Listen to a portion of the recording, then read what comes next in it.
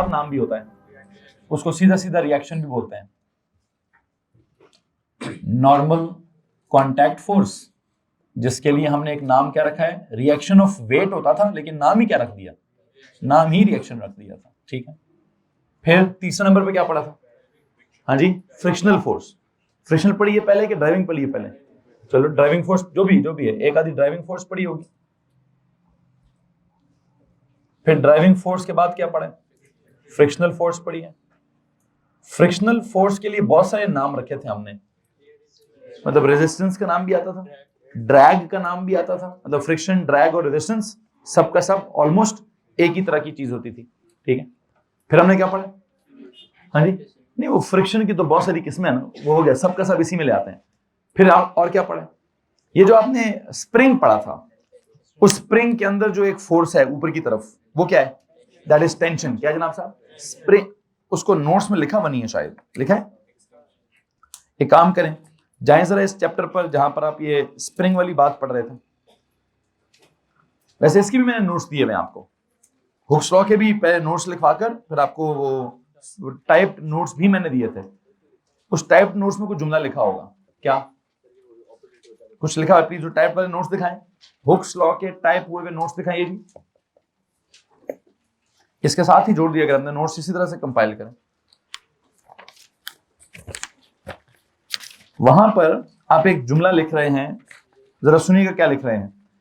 कहते जी, स्प्रिंग के अंदर जब हम स्प्रिंग के साथ क्या लटका देते हैं, क्या लटका देते हैं? एक वेट लटका देते हैं, मतलब एक ऑब्जेक्ट हैंग कर देते हैं, तो उसका नीचे की तरफ क्या होता है? वेट। वो कहता है, उसको कहते हैं एक्शन। क्या कहते हैं? तो उसकी वजह से स्प्रिंग के अंदर क्या होता है? एक रिएक्शन होता है। उस रिएक्शन को क्या कहते हैं? टेंशन कहते हैं। क्या कहते हैं आप साहब? आई थिंक आपने हैंडआउट्स के अंदर तो कहीं ना कहीं लिखा हुआ है कि there is some force which is known as क्या? टेंशन। किस फोर्स को टेंशन कहते हैं? स्ट्रिंग के अंदर या स्प्रिंग के अंदर या किसी भी चीज के साथ जब किसी ऑब्जेक्ट को हैंग कर देते हैं, तो उसके साथ क्या होता है? उस ऑब्जेक्ट के अंदर एक रिएक्शन आता है। उसका नाम क्या रखा है आपने? तो 5वें नंबर पे आपने टेंशन पड़ी हुई है जी। ठीक है, लेकिन आपने जो अपने हाथ से नोट्स बनाए हैं वहां पर आपने शायद टेंशन का जुमला नहीं लिखा हुआ है। मैं क्या करना चाहता हूं, लिखवाना चाहता हूं जनाब साहब, लिखवाना चाहता हूं। आ जाए नॉर्मल नोट्स में। किसकी कॉपी है? चलो जी। यू नो, आपका जो लास्ट टॉपिक चल रहा है, बल्कि आप एक काम करें, ऐसे बनाएं, जिस भी पेज पर आप हैं, जिस भी पेज पर आप मौजूद हैं, उस पेज के हेडर पर वो डेफिनेशन दीजिए यार, वो सब्जेक्ट है, वो सेक्शन है, ये चैप्टर है, ये टॉपिक है, ये सब टॉपिक्स हैं, और इन सब टॉपिक्स में कौन से वाले टॉपिक को मैं अभी कैरी करूंगा? टेंशन। प्लीज बताइए, टेस्ट में भी एक छोटा सा पार्ट था टेंशन के हवाले से, डायरेक्टली पूछा कुछ नहीं गया, लेकिन एक पार्ट में पूछा, बताया गया था टेंशन इन द स्प्रिंग या टेंशन इन द स्ट्रिंग की कोई बात की गई थी। मुझे प्लीज बताइए, इधर टेंशन को कैसे डिफाइन करूं मैं? What is tension? It is the force experienced by क्या? By a spring, by a string, by a rope, by a cable, by a chain, मतलब दैट कैन बी एनीथिंग जिसके साथ क्या किया गया आपने? कि कोई लोड क्या किया है? हैंग करने की कोशिश की है, तो उसके अंदर जो एक फोर्स होगी उसको क्या बोलेंगे हम? तो क्या लिखेंगे? देखिए, टेंशन इज क्या? It is the force experienced, it is the force experienced by क्या? फोर्स एक्सपीरियंस्ड बाय, बताएं बच्चों, बाय स्प्रिंग। पहले उसको स्प्रिंग बोले, नोट्स तो हमारे स्प्रिंग के हिसाब से चल रहे हैं ना, लेकिन वो जो कॉन्सेप्ट है वो किस किस चीज पर अप्लाई होगा? Not just a spring, but a string पर भी अप्लाई होगा, रोप पर भी अप्लाई होगा, केबल पर भी अप्लाई होगा, चेन पर भी अप्लाई होगा, वायर्स पर भी अप्लाई होगा, रॉड, मतलब जो भी चीज अगर लटका दी है और लटका कर उसको नीचे खींचना स्टार्ट कर दिया है, तो उसके अंदर क्या होगा? मैं एक छोटी सी मिसाल आपको और दे देता हूं। ये जो पंखा लटका हुआ है, प्लीज टेल मी, पंखा किस चीज का लटका हुआ है? अरे साहब जरा पंखे को देखेंगे प्लीज, पंखा किस चीज से लटका हुआ है? कोई रॉड है ना, तो पंखे का वेट किधर है? नीचे। तो रॉड के अंदर क्या होगा? रॉड में एक टेंशन होगी, किधर? ऊपर। तो पंखे का वेट नीचे और रॉड के अंदर टेंशन, ये दोनों क्या करेंगे? एक दूसरे को बैलेंस करेंगे। क्या करेंगे आप साहब? इनमें से नीचे वाली को क्या कहूं? एक्शन, मतलब वेट को कहूं एक्शन, तो जो टेंशन है वो क्या होगी? वो रिएक्शन होगी। किसको मसला है इस बात से? Anyone? So you know what, एक काम करें, द फोर्स एक्सपीरियंस्ड बाय क्या? बाय अ स्प्रिंग और अ स्ट्रिंग और अ रोप और अ केबल और अ चेन और व्हाटएवर जो भी है। स्प्रिंग लिखें, स्लैश लगाएं, फिर स्ट्रिंग लिखें, फिर रोप लिखें, फिर केबल लिखें, फिर चेन लिखें, फिर लिखें साथ साथ, लिख दिया, फिर रॉड लिखें और वायर भी लिख सकते हैं। ठीक है जी। कब? when it is when what when a load is hung with it, when a क्या? when a load is hung with it। फिर आप बोलते हैं when it is loaded या when it is extended या when a force is applied on it। तो मैं तो उसका बिल्कुल ऑर्डिनरी वर्जन समझा रहा हूं। मैं किस सिचुएशन को पढ़ाना चाहता हूं? एक ही सिचुएशन को, कि स्प्रिंग था, वर्टिकली हैंग कर दिया, स्प्रिंग या रोप या केबल या चेन जो भी है वर्टिकली लटकाया गया है, और नीचे मैंने क्या कर दिया? A load is hung with it. Load नीचे खींचेगा उसको और वो उसको ऊपर खींचेगा। देखते हैं क्या करना है क्या नहीं करना। पहले अंग्रेजी का जुमला मुकम्मल करें, फिर ड्राइंग पे जाता हूं, ड्राइंग से ज्यादा अच्छा समझ आ जाएगा। देखते हैं क्या करना है। फिलहाल मैंने क्या बोला है? Force experienced by what? By a spring when what? when it is loaded या when a load is hung with it, when a load is hung with it। okay, अब क्या करना चाहता हूं मैं, जरा सुनिए गौर से। मैं बताना चाहता हूं ये छत है, ये एक सीलिंग है। आपके लास्ट लेक्चर में तो सीलिंग के साथ क्या लटका हुआ था? स्प्रिंग लटका हुआ था। मैं कहता हूं जी एक वायर लटकी हुई है, ये लो। अब आप इसको स्प्रिंग कहो, आप इसको स्ट्रिंग कहो, आप इसको केबल कहो, आप इसको चेन कहो, आप इसको रॉड कहो, आप इसको वायर कहो, जो दिल में आए उसको कह दो। ठीक है। इसके बाद यहां क्या कर दिया मैंने? एक वेट लटका दिया। ओके, जब मैं इसके बाद एक वेट लटका दूंगा, प्लीज टेल मी, एक तो होगा क्या? बिल्कुल सेंटर ऑफ ग्रेविटी से नीचे, क्या ये वाली कौन सी फोर्स है? This is the weight. क्या मैं कह सकता हूं ये एक्शन है? क्या मैं इस वेट को कह सकता हूं ये एक्शन है? अगर ये एक्शन है तो आपने न्यूटन का थर्ड लॉ पढ़ा है क्या? For every action force there is क्या? An equal but opposite reaction force. किधर होगी? वेट है नीचे, उसका ऑपोजिट किधर होगा? ऊपर की तरफ। तो वो जो ऊपर की तरफ होगा किस में होगा? किस में होगा? वो वायर में होगा। तो जो वायर में होगा उसका नाम क्या होगा? टेंशन उसका नाम होगा, और नेचर वो क्या होगी? इस एक्शन का वो रिएक्शन होगा। तो अब ये डायग्राम सामने आपके सामने, अब जरा जुमला पढ़ लें। फोर्स एक्सपीरियंस्ड बाय क्या? और ये क्या? ये क्या है? ये तो लोड हो गया। इसको मैं क्या बोलूं? This is the load. इसको क्या बोलिए? क्या चीज है? या तो आप इसको बोलें सर ये स्प्रिंग है, या ये क्या है? या ये स्ट्रिंग है, या ये क्या है? ये वायर है, या ये क्या है? ये रोप है। जो भी मैंने अल्फाज लिखवाए हैं, ये केबल है, जो भी चीज है ये, इट कैन बी दिस और दिस और दिस और दिस और दिस। तो जब आप उसके साथ एक ऑब्जेक्ट लटका देंगे तो उस ऑब्जेक्ट को लटकाने से क्या होगा? ऑब्जेक्ट का अपना वजन नीचे चला जाएगा। ठीक है। और रस्सी में क्या पैदा हो जाएगा? रस्सी में एक टेंशन पैदा हो जाएगी। वेट अगर नीचे है तो टेंशन किधर होगा? टेंशन ऊपर होगी। और वेट और टेंशन एक दूसरे को क्या करेंगे? एक को अगर आप एक्शन कहेंगे तो दूसरे को मैं रिएक्शन कहूंगा। आई थिंक दोनों एक दूसरे को क्या करेंगे? बैलेंस करेंगे। क्या करेंगे आप साहब? बैलेंस करेंगे। तो मुझे क्या लिख देना चाहिए? आई मस्ट से, अगर एक एक्शन है एक रिएक्शन है तो T इज इक्वल टू क्या? W। क्या इस बात से किसी को एतराज है कि T इज इक्वल टू क्या?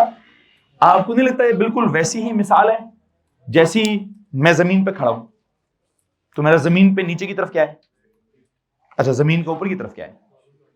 जमीन के ऊपर की तरफ एक नॉर्मल कांटेक्ट फोर्स है। तो नॉर्मल कांटेक्ट फोर्स का आपने क्या नाम रख दिया था?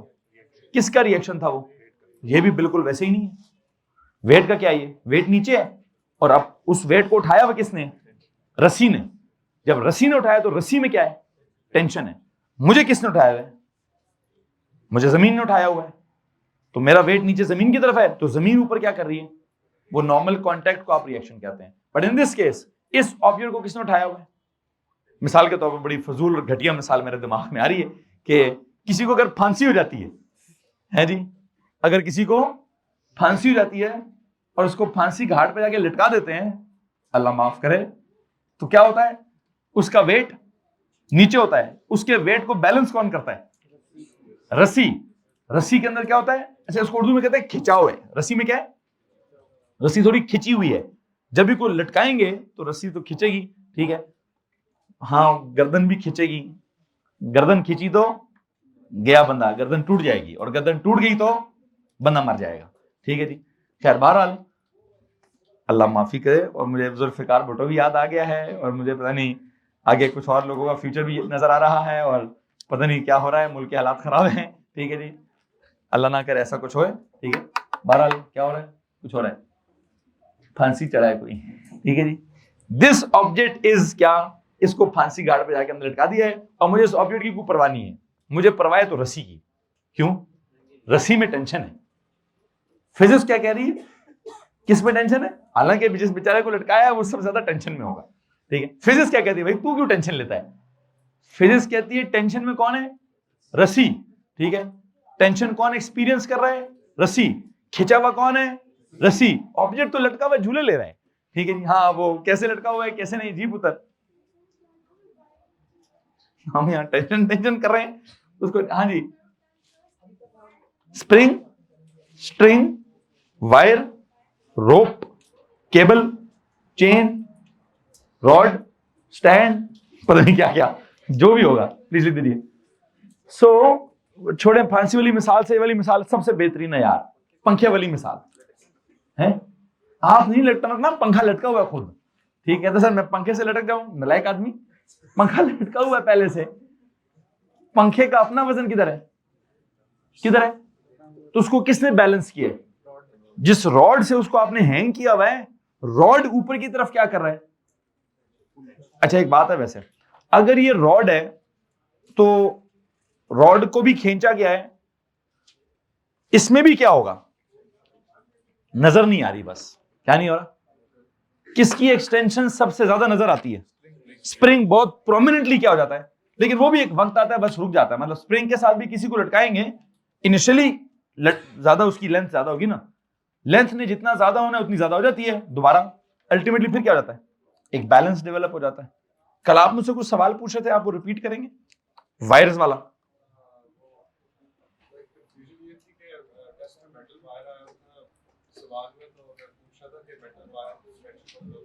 हाँ, उन्होंने मुझसे कल सवाल पूछा, उनका सर आपने तो नोट्स में स्प्रिंग पढ़ाया है, आप तो कहते हैं स्प्रिंग स्ट्रेच होता है, और हमारी आंखें भी सिर्फ किसका स्ट्रेच देखती हैं? हमें तो स्प्रिंग का एक्सटेंशन नजर भी आता है, प्रॉपर्ली नजर आता है। सर जी आप सवाल में वायर पूछ रहे हैं, तो क्या वायर भी एक्सटेंड होती है? हाँ होती है, लेकिन थोड़ी कम हद तक होती है। जिस हद तक स्प्रिंग एक्सटेंड होता है उतनी ज्यादा हद वायर की, लेकिन वायर सबसे पहले टेंशन एक्सपीरियंस करता है, और उस टेंशन की वजह से वायर में भी एक्सटेंशन होती है। क्या होता है? लेकिन हमें नोट्स में एक्सटेंशन स्प्रिंग की क्यों पढ़ाई जाती है? बहुत ऑब्वियसली हमें पता है, नजर आता है, हमारी आंखों ने उसको देखा हुआ एक्सटेंड होते हुए, लेकिन वायर्स के केस में या रॉड्स के केस में हमें उतनी एक्सटेंशन हमने महसूस नहीं की थी। उसकी एक वजह है, हमने कभी वायर्स को उतना जोर से खींचा भी नहीं है, हम में तो नहीं है उतनी ताकत। मैंने उस बच्चे को मिसाल दी कि जब आप कभी कोई मैंने सिविल इंजीनियरिंग की भी है, तो सिविल इंजीनियरिंग में ना दो चीजें बड़ी इंपॉर्टेंट होती हैं। घर किस चीज से बनता है? या सरिये से या कंक्रीट से, ठीक है जी। कंक्रीट को ना लैब्स में तो कैसे चेक करते हैं? उसको यूं दबा के चेक करते हैं कि कब फटेगी। और सरिये को कैसे चेक करते हैं? यूं खींच के चेक करेंगे कि सरिया कब टूटता है। तो जब हम सरिये को खींच रहे हो तो बंदे नहीं खींचते, कौन खींचता है? मशीनें खींचती हैं। मशीनें होती हैं, बड़ी जाइगेंटिक किस्म की मशीनें होती हैं, उनके जॉज होते हैं, उनके जॉज में उसको फंसा देते हैं, वो पहले उसको सही तरह जोर से पकड़ लेती हैं, और फिर वो हाइड्रोलिक मशीनें होती हैं, वो यूं खींचती जाती हैं, और तब नजर आ रहा होता है प्रॉपर्ली, क्या होता है? नजर आ रहा होता है कि सरिया क्या हो रहा है, सरिया खींच रहा है। और उसका फिर एक और सवाल भी था, सर छोड़ेंगे तो वापस आएगा? हाँ आता है। लोड अगर आप अनलोड कर दें, मशीन बंद कर दें, तो सरिया वापस अपनी ओरिजिनल लेंथ पर आ जाता है। लेकिन ये फिनोमेना कब होता है? जब बहुत ज्यादा फोर्स लगाई जाती है। एंड फोर्स का मैं एक और यूनिट है, फोर्स का तो नहीं है, प्रेशर का है, ठीक है। आप में से किसी ने ताजा ताजा घर बनाया हो? एनीवन? किसी ने ताजा ताजा घर बनाओ जी, सरिया खरीदा हो उसने, सरिया खरीदा है, पता सरिया को कैसे खरीदते हैं कि कौन सा सरिया चाहिए, 60 वाला या 80 वाला? एनीवन ये टर्म सुनिए, 60 वाला सरिया चाहिए या 80 वाला चाहिए? 40 वाला भी होता है, यस एग्जैक्टली 40 वाला भी होता है। क्या होता है 40 वाला सरिया? 40 क्या ऊंचा बोलेंगे? 40 उसका ग्रेड होता है। ग्रेड किस हवाले से होता है कि कितना प्रेशर या कितना जोर वो बर्दाश्त कर सकता है। 40 का मतलब 40 PSI होता है एक्चुअली, वो पाउंड्स पर स्क्वायर इंच। अब वो पाउंड्स पर स्क्वायर इंच मैंने अभी तक आपको पढ़ाया नहीं है, लेकिन हाँ जब कभी बारी आएगी तो मैं पढ़ा दूंगा। 60 वाला क्या होता है? 60 पाउंड्स पर स्क्वायर इंच। 80 वाला क्या होता है? 80 पाउंड्स पर स्क्वायर इंच। अब ये पाउंड्स पर स्क्वायर इंच होता है, या आगे जाके मैं पास्कल्स है, कोई प्रेशर है, मैं भी नहीं पढ़ाना चाहता, लेकिन फिर भी बहरहाल बस बताना चाहता हूं कि अगर आपने अपनी नॉर्मल जिंदगी में कभी सरिये के बारे में सुना है कि 40 वाला है, 60 वाला है, 80 वाला है, बेसिकली उसको लैब्स में क्या किया जाता है? खींचा जाता है। कुछ 40 पे टूट जाते हैं, कुछ 60 पे टूटते हैं, कुछ तो जो 40 पे टूटता है उसको कहते हैं इसको इसकी ग्रेडिंग 40 में कर दो, ये वाला सरिया 40 में डाल दो। जो 60 पे टूटता है उसको 60 में डाल दो, जो 80 पे टूटता है उसको 80 में डाल दो। तो क्या होता है जी जनाब साहब? बेसिकली सरिया भी क्या होता है? बिल्कुल वैसे ही बिहेव करता है जैसे कि स्प्रिंग बिहेव करता है। बस फर्क इतना है कि कोई भी स्प्रिंग होगा, हाँ मैं और आप शायद उसको खींचने के काबिल होंगे, सरिये को मैं और आप खींचने के काबिल नहीं होंगे। तो कोई तो होगा, कोई तो मशीन हमने बनाई भी है जिसमें सरिया डालो, यूं खींचो, सरिया भी खींचता है, छोड़ो आ जाता है, फिर खींच दो और खींचता है। जैसे वो हुक्स लॉ क्या कहता है? जितनी ज्यादा फोर्स लगाओगे उतनी ज्यादा एक्सटेंशन होगी, फिर और फोर्स लगाओगे और एक्सटेंशन होगी। लेकिन हाँ वो ये तो मैंने बहुत एक्सैजरेट कर दी, ये स्प्रिंग में इतना ज्यादा होता है, सरिये में थोड़ी थोड़ी होती है, लेकिन नजर आ जाती है वहां पे भी। और एक लिमिट होती है, कौन सी वाली? Proportional limit. वही लिमिट प्रोपोर्शनल भी होती है, वही लिमिट इलास्टिक भी होती है। मतलब उससे पहले ग्राफ स्ट्रेट होता है और उससे पहले मटेरियल इलास्टिकली बिहेव करता है। ये जुमला सुनकर आप थोड़ा परेशान होंगे, सर जी सरिया इलास्टिकली बिहेव करता है? हाँ जी करता है। तो आप कहेंगे सर इलास्टिक तो इलास्टिक होता है, वो तो elastic band, rubber band, elastic की तरह ही वो बिहेव करता है। फर्क सिर्फ कितना है? इलास्टिक बैंड में थोड़ी सी फोर्स लगाओ तो बहुत ज्यादा एक्सटेंशन होती है, सरिये में बहुत ज्यादा फोर्स लगाओ तो बहुत थोड़ी एक्सटेंशन होती है, ठीक है। लेकिन दोनों के दोनों क्या करते हैं? बिहेव एक ही तरह से करेंगे। क्या बिहेवियर होगा? हुक्स लॉ वाला बिहेवियर। खैर बहरहाल मैं इतनी ज्यादा डिटेल में मजीद नहीं जाना चाहता, मैं वापस आना चाहूंगा। वापस क्या समझाना चाहता था? हमारी ये टाइप्स ऑफ फोर्सेस चल रही हैं। मुझे लगता है इस टाइप ऑफ फोर्स का नाम हमारे टेस्ट में था, लेकिन हमने नोट्स में इसके बारे में इतनी बात नहीं की हुई थी। मैंने भी कर दी है कि टेंशन कौन सी फोर्स है जो कि कौन एक्सपीरियंस कर रहा होता है। एक रोप या एक स्प्रिंग या एक स्ट्रिंग एक्सपीरियंस कर रही होती है जब उसके साथ क्या किया जाता है? जब उसको लोड किया जाता है या जब उसको खींचने की कोशिश की जाती है। When it is loaded या tried to extended। क्या जनाब साहब आपने क्या लिखा था? Force experienced by क्या? By this, this or this। When what? When a load is hung on it, और ब्रेक में लिखें, और it is tried to extended। It is tried to extended। When a load is hung with it, or it is being extended, tried to extended, या जो भी।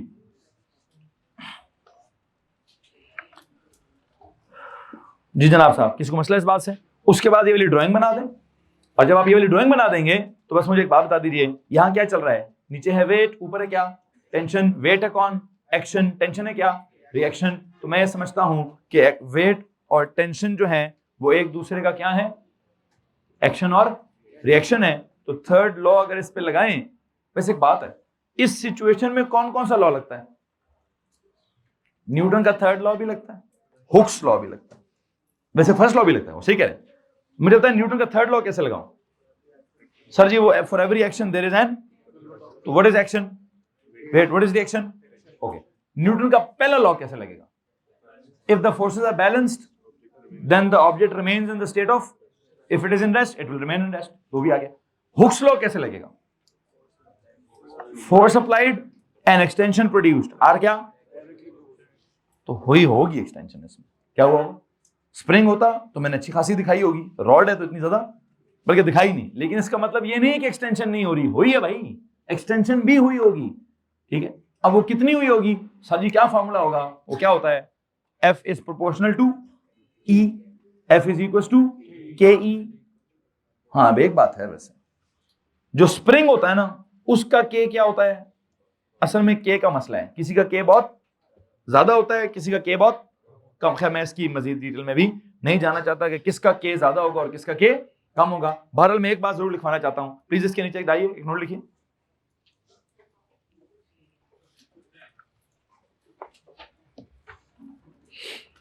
जैसे मैंने उसमें लिखा हुआ है, मैं इसके दो नोट्स लिखवाना चाहता हूं, दो नोट्स लिखवाऊंगा जी। एक तरफ लिखवाएं जी, कैसे? इस ड्राइंग के साथ एक बात इधर लिखिए और एक बात इधर लिखिए। The relationship between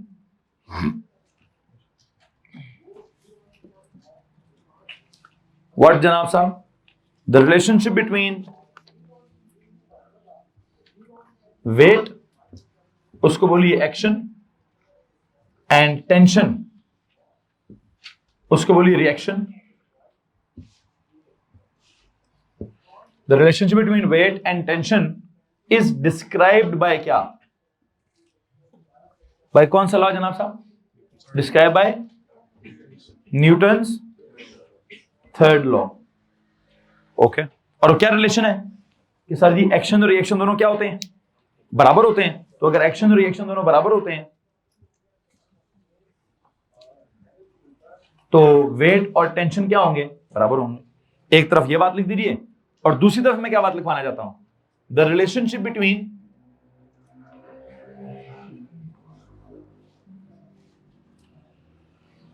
force applied and extension.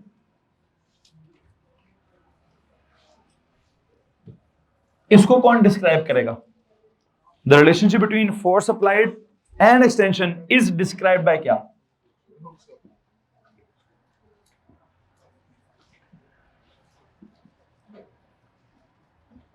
I hope आपको बात समझ आ गई है कि एक ही सिचुएशन में क्या बातें चल रही हैं। सिचुएशन एक ही है, आप इस पे न्यूटन का थर्ड लॉ भी लगा सकते हैं और उसी सिचुएशन में आप क्या कर सकते हैं? क्या कर सकते हैं? उस पे हुक्स लॉ भी अप्लाई कर सकते हैं। और अगर हुक्स लॉ अप्लाई करेंगे तो क्या होगा? वो कहेगा sir ji force applied is directly proportional to क्या? एक्सटेंशन।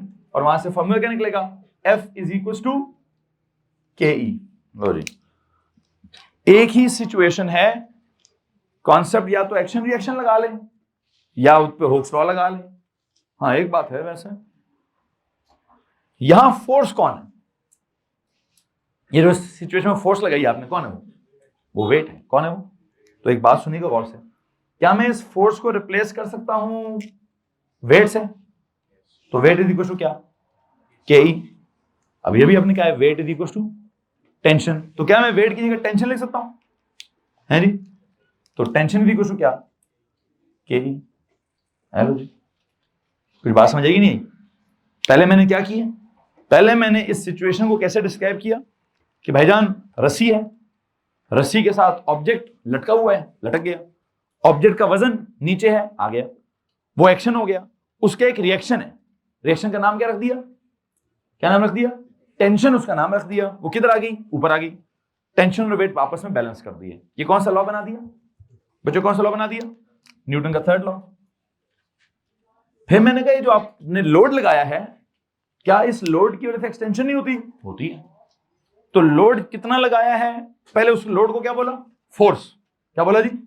वैसे इससे भी पहले मैं क्या कह सकता था? Load is proportional to extension. Load को कहता भाई वो फोर्स होती है।